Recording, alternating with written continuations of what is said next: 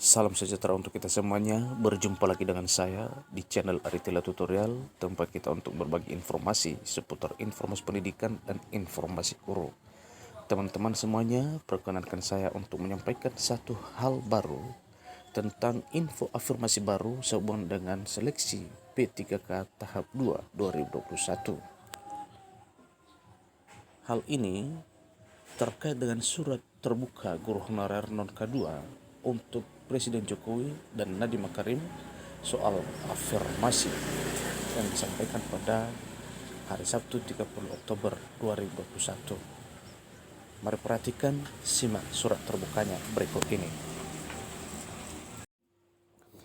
Yang Mulia Bapak Presiden RI Joko Widodo, yang terhormat Bapak Mendikbudristek Nadiem Makarim, alhamdulillah atas fasilitasi kepada FHNK 21 PGHRI sehingga bisa menyampaikan 5 poin roadmap permohonan P3K bagi honorer non K2 pendidik dan tenaga kependidikan tahun 2018-2024. Atas izin Tuhan Yang Maha Esa, atas perjuangan dan kebijakan Mendikbudristek, Dirjen GTK dan Sesditjen GTK Kemendikbudristek RI, kami honorer non K2 sudah masuk database BKN seperti honorer K2 dan usia di atas 35 tahun. Kami juga bisa merasakan kebahagiaan teman-teman honorer non K2 yang lulus tes P3K dengan afirmasi kompetensi teknis 15% yang dikonversikan menjadi 75 poin yang Bapak berikan.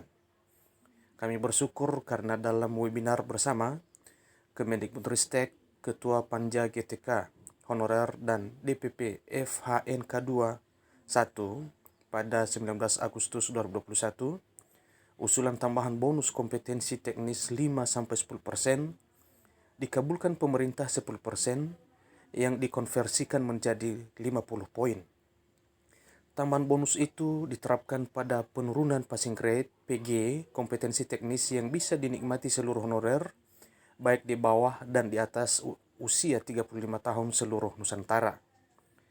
Kemudian pemberian afirmasi 100% untuk usia 50 tahun. Sungguh apa yang telah Mas Menteri berikan sangat-sangat berarti bagi kami kaum honorer di seluruh Nusantara. Namun masih ada honorer yang tergeser karena afirmasi tidak berdasarkan masa kerja, tetapi berdasarkan usia. Ada juga yang tergeser karena sangat sedikit jumlah formasi yang tersedia. Begitu juga masih banyak honorer yang terkendala tidak mendapat afirmasi. Di antaranya disebabkan karena tidak sinkronnya data NIK pada Dapodik sekolah regrouping. Kemudian usia di bawah 35 tahun, pengabdiannya lama, tetapi tidak mendapatkan afirmasi 15% yang dikonversikan menjadi 75 poin. Dan masih banyak lagi kendala yang kami terima dari teman-teman. Semuanya sudah kami inventarisir yang nanti akan kami sampaikan kepada Mas Menteri jika kami diberikan kesempatan untuk menghadap. Untuk memenuhi keadilan sosial dalam upaya menerapkan profil Pancasila dalam setiap kebijakan, kiranya Mas Menteri tidak menerima usulan afirmasi bukan berdasarkan usia karena banyak usia 35 hingga 40 tahun, masa pengabdiannya baru 5 tahun. Sedangkan ada juga yang di bawah 35 tahun tetapi masa pengabdiannya sudah di atas 10 tahun. Kiranya ini menjadikan pedoman Mas Menteri agar objektif dalam mempertimbangkan berbagai masukan. Kami diam karena sudah bersyukur menerima kebijakan. Namun untuk tahap selanjutnya dan pada 2022, kami mohon pembahasan afirmasi pada 5 poin usulan FHNK 21 PGHRI menjadi bahan pertimbangan sebagai berikut.